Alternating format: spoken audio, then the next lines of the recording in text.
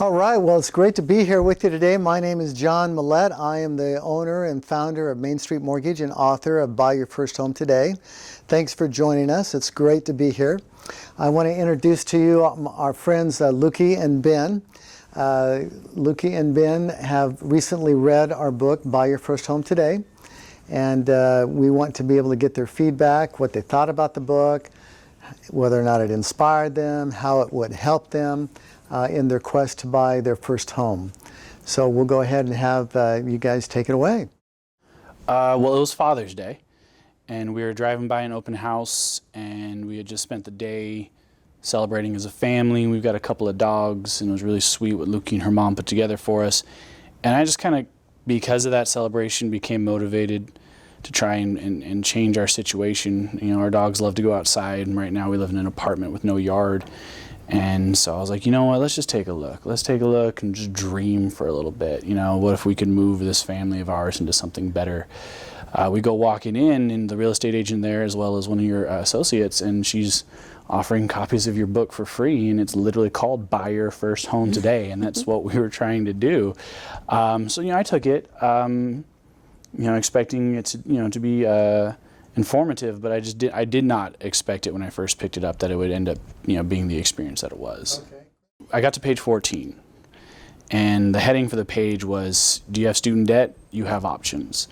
And, you know, the narrative that's out there for people my age is that we don't. You know, pay off your student debt before you try to take on anything else.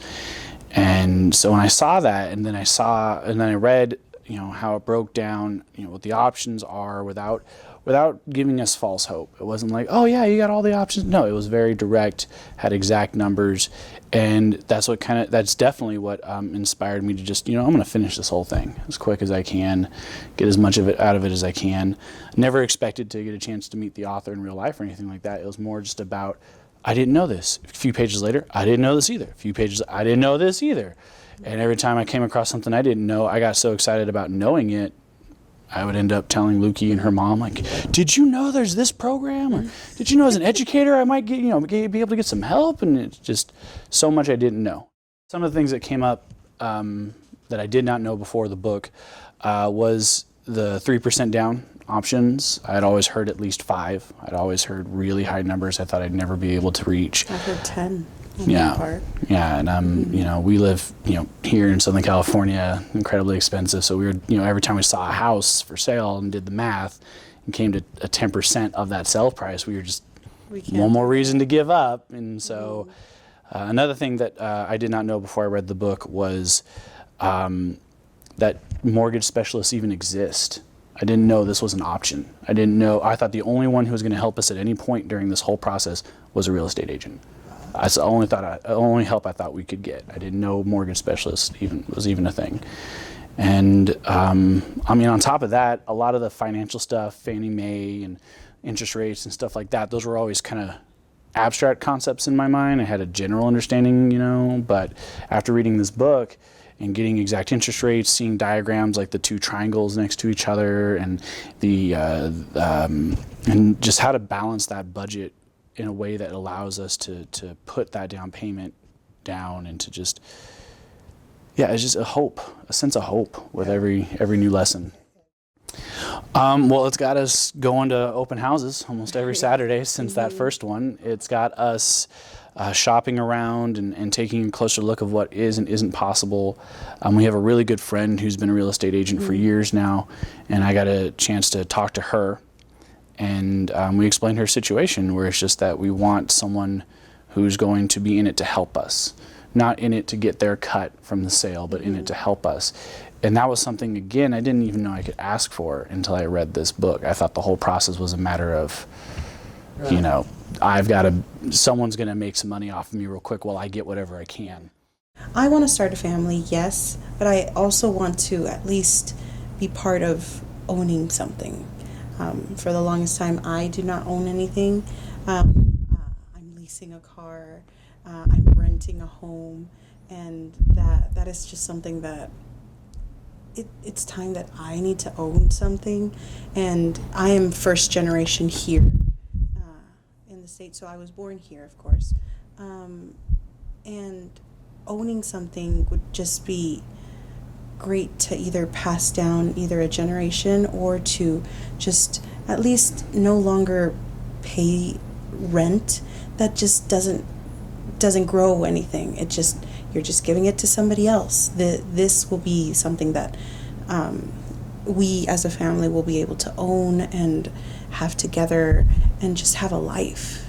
Yeah, I would completely agree. I mean, the motivation for me to go from renting to owning is that I feel a sense of permanence. You know, as a teacher, you know, you're never quite sure if you're going to have the same teaching job year in, year out, and you have to go, just like with many other professions, you have to go where the work is. But I'm at a school that I love to teach at. You know, I've reached a point in my career where I feel confident what I'm doing, and I don't want to move. I don't want to keep moving. I don't want that experience anymore. I want a stronger sense of permanence, and also to be, you know, kind of just practical about it. I want more space. We're living on top of each other as it is, you know, 2 dogs, 3 people, and only 2 bedrooms and a couple of bathrooms, you know, with square footage that is appropriate for an apartment. But, you know, just, you know, and that's something, you know, the book helped me to clear up, is because I used to feel guilty about wanting more space. Like it wasn't something I deserved, you know, like I should live more within my means and not have this stuff that takes up space. But I love to read. And to be honest, I'm running out of space for my books. And, but mostly, and I'm glad you brought up our dogs, mostly, I mean, like I said, that's what got us into that open house and got us your book, was I wanted something better for our dogs. And by extension, I wanted something better for just the whole family. To go from feeling like that was just never a possibility to like, let's try it. Let's, you know, send in some documents, do some open houses, get a real estate agent we trust, and work with people who know what they're doing. Because that was the biggest intimidation for us. That was the hugest demotivators. We don't know what we're doing. So now that we have someone to help us figure out what to do, we're incredibly motivated. Absolutely. Growing up for me, it was, I was always staying in one place, mostly. In my childhood, I was in an apartment that had 2 stories. An old woman, her name is Mrs. Helen. I loved her. She passed away, of course, already. She owned a apartment complex, about 3 rooms, only 3 rooms, and it had an upstairs and a downstairs. We had our own space. It was wonderful. And of course, when I was little, everything seems bigger. But now that I think about it, the space was very small, but it was okay. It was reasonable, especially for my mom and I. There was no dad in the picture. But then time passed. We were living in Pasadena.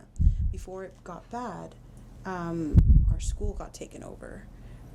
Of course, by the neighborhood of gangs and all that stuff. So we moved. We ended up moving to an area that our first welcome call was not the best, that we received a bullet hole on our car. That was our first day. And then even though we stayed there for quite a while, it was about, I would say, 10 years in that area, we were not pleased. It was the neighborhood was not very safe. Where I was living was not as clean that it should have been. We had to do complaints of our neighbors, our neighbors upstairs. We get knocks on our door from the police saying, "Hey, have you seen this man? Have you seen this woman?" So we decided, let's move out of this area. So we moved again, and these are all apartments. And of course, the next apartment, it was actually not bad. I was now a bit more grown up, and I could contribute more. So I paid rent, of course. I paid my share of bills, and my mom and I just made it well. But then eventually our lease ended up, and then they wanted to up. How would I say?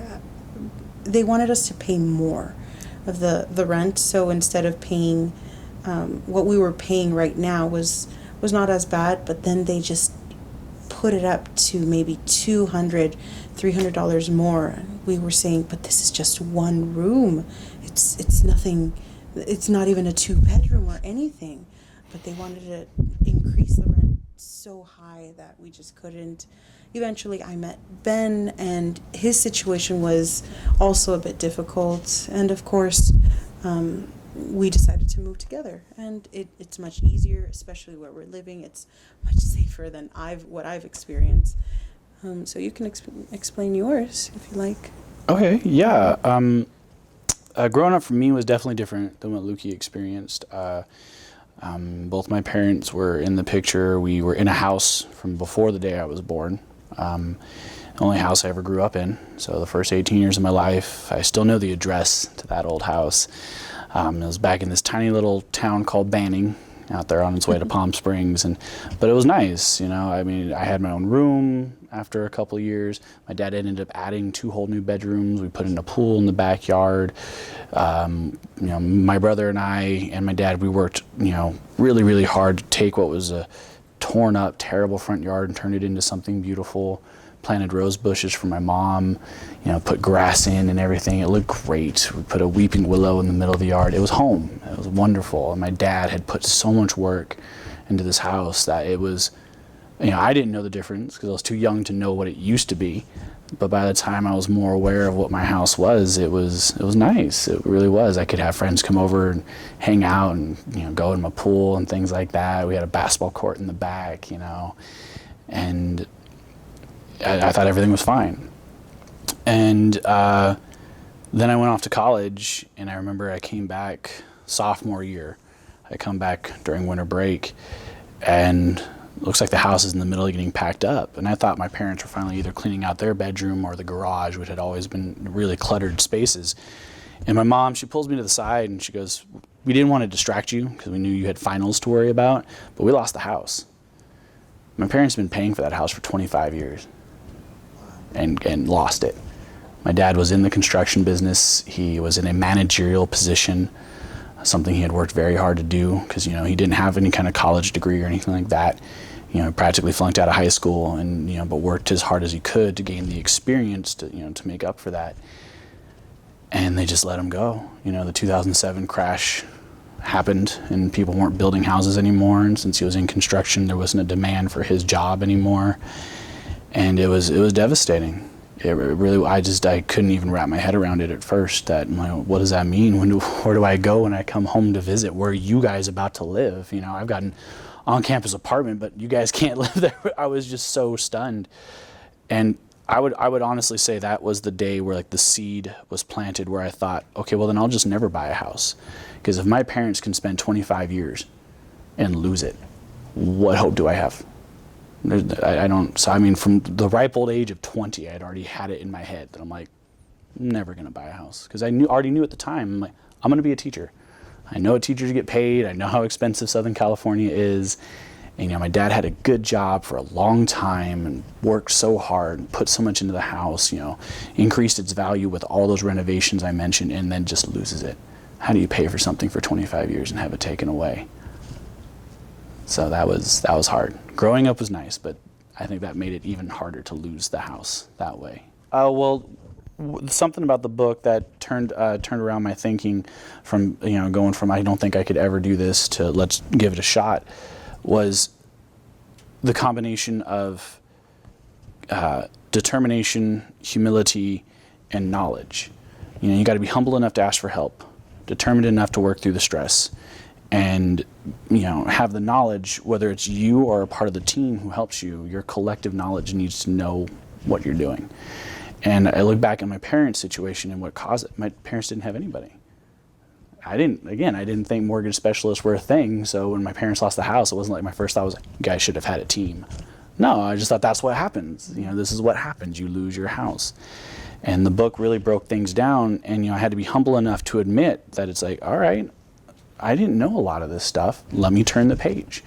I do think that's an act of humility. Instead of being, degraded or belittled for not knowing things, the book is written in such a way where it encourages you to keep going. So, hey, you may not know this kind of stuff, here's the best breakdown I can give to you. On top of that, here are the kind of people who can help you get a better understanding or even fill in those gaps that are just too advanced. And yeah, and I remember I had to call my parents about it, and this was something from outside the book that helped kind of cement what I was already getting from the book, is my parents had to remind me that I'm in a much better situation than they ever were. And that was hard. That was like, it was a weird combination of feeling proud of myself and just kind of heartbroken. Because my parents always wanted, I would assume most parents want their kids to end up doing something even more and better, and but I just, to hear my parents say that, to hear my parents say, like, you are doing so much better than we were at your age. Because they had a house at 33. They had a house for 8 years at 33. And I had spent so much of my life assuming that because I hadn't met that milestone, I was a failure. I was behind my parents. And so the book, when it broke down the options that there are, the getting out from under student debt, working with the student debt, if you can't eliminate it, there are ways to work with it so it doesn't keep you from automatically being rejected. There's stuff in the book about how to avoid those who would take advantage of people in our situation who might be a little desperate because, we're ready to take whatever we can get because we just want something. And so, yeah, that's definitely the kind of stuff in the book that changed me from thinking it could never happen to the fact that it could happen. That combination of humility, knowledge, and determination.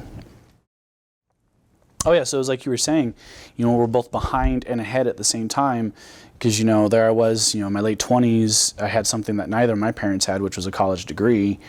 But I kept assuming, like, this is my life forever. I got a college degree, yeah, but I'm going to pay student debt for the rest of my life, rent for the rest of my life, and I'm not going to meet these milestones that my parents did, in their mid-20s. And my mom would tell me, she's like, well, you get to retire. Your dad's going to have to work until he physically can't work anymore. No retirement package is waiting for him.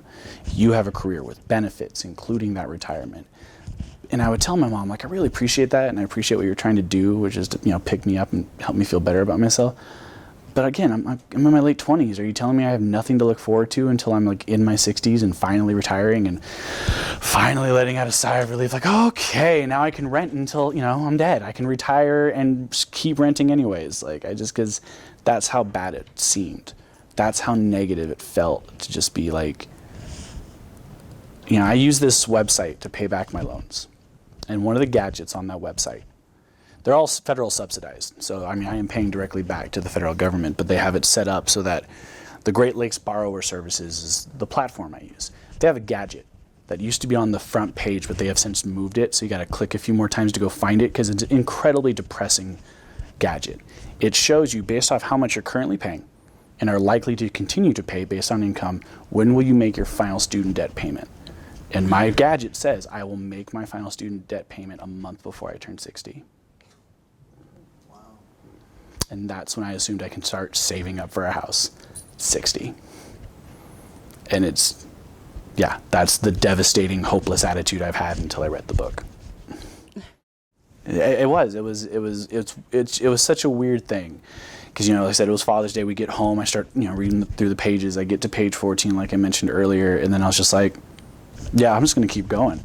I figured I'd read a few pages, put it down, go back to that mentality of like, all right, yeah, buy your first home today, but like, what chances do I honestly have? Like, I just felt like I had such a specifically impossible situation. And then after reading the book and realizing that, no, this is incredibly common. You even mentioned in the book that, we've been talking about today, millennials are one of those groups who just have no idea what the opportunities are out there. And I think it's because we've been told for so long that if you don't do it the way your parents did it, there's no other way to do it.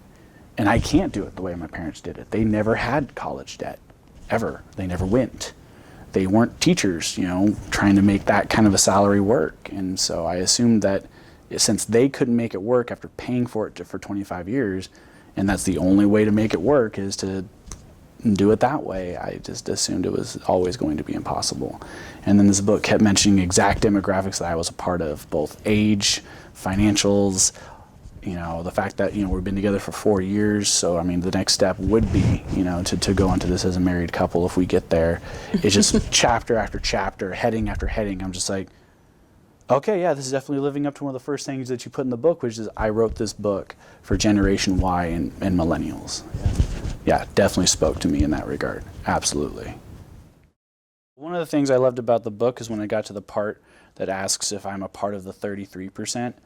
The group of millennials who have been paying rent over and over and over again, moving to 4 or 5 different apartments throughout our lives and just trying everything we can to just make that next rent payment. And it turns out we might be a part of that third. We might be a part of that 33% who's actually in a position to do this, to make what seemed like not just, because I don't like to use the word dream, because to be honest and unfortunately negative, I stopped dreaming. I killed that dream. It was done. So it's not going from a dream to a possibility, it's going from impossible to possible. And that is just, it's what drove me out here to come meet you, and it's what's driving us to keep working with Diana. It's what's driving us to get a hold of some paperwork that for her and her mom took weeks to get a hold of, but we never stopped. And we're only at the beginning. We understand, that's another thing I love about the book, is written in the order in which we're going to go. I can point to the exact chapter we're in right now. And I just, to have that guide step by step. Because as a teacher, I see that effect in the classroom. One of my most effective teaching methods is when I can break down for my students how to do this step by step. Handing them some 3-page document and say, read the instructions at the top. No one's going to do the work. They're going to sit there waiting for my help. And I think that goes back to what I was saying earlier. You have to have that humility. We needed to have that humility to be like, we need help. We need the guy who wrote this book to explain this to us further, because we don't want to go back to thinking this is impossible.